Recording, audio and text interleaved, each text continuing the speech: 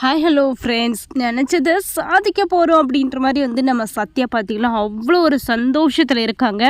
ஆனால் நம்ம ஆத்திரம் இருக்கிற வரைக்கும் பார்த்திங்கன்னா நம்ம சத்யாவுடைய பிளான் எல்லாமே தோற்று தான் போக போகுது அப்படின்னு யாரெல்லாம் நினைக்கிறீங்களோ அவங்களாம் நம்ம வீடியோக்கு லைக் பண்ணிக்கோங்க.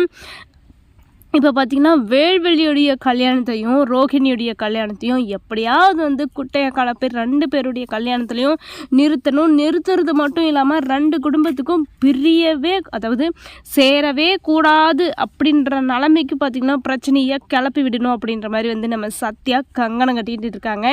இப்போது ரோஹிணிக்கு இந்த கல்யாணத்தில் விருப்பம் இல்லை அப்படின்ற விஷயம் நம்ம சத்யாவுடைய புருஷனுக்கு தெரிஞ்சிடுச்சு. இப்போது சத்யா தான் இதுக்கு ஏதோ பிளான் பண்ணிக்கிட்டு இருக்கா, அவள் இன்னும் மாறலை, அவள் நல்லவ இல்லை அப்படின்ற மாதிரி எல்லா விஷயமே பார்த்திங்கன்னா புரிய ஆரம்பிச்சிடுச்சு. இனிமேல் ரோஹிணியுடைய வாழ்க்கையை எப்படியாவது திசை திருப்பி கல்யாணத்தை நிறுத்தாமல் இதே மாப்பிள்ளைக்கு கட்டி வச்சிடணும். அப்படி இல்லைன்னா சத்யா ஏதாச்சும் ஒரு பிரச்சனையை கிளப்பி விட்டுருவா அப்படின்ற மாதிரி அந்த மெக்கானிக்கலுக்கு பார்த்திங்கன்னா எல்லா விஷயமும் புரிஞ்சிடுச்சு. கூடிய சீக்கிரமே என்னதான் நடக்கும், என்ன பிரச்சனை நடக்கும் அப்படின்ற விஷயத்தை நம்ம பொறுத்திருந்து பார்க்கலாம். இந்த மாதிரி இன்ட்ரெஸ்டிங்கான வீடியோ கேட்க நம்ம சேனலை சப்ஸ்கிரைப் பண்ணிக்கோங்க.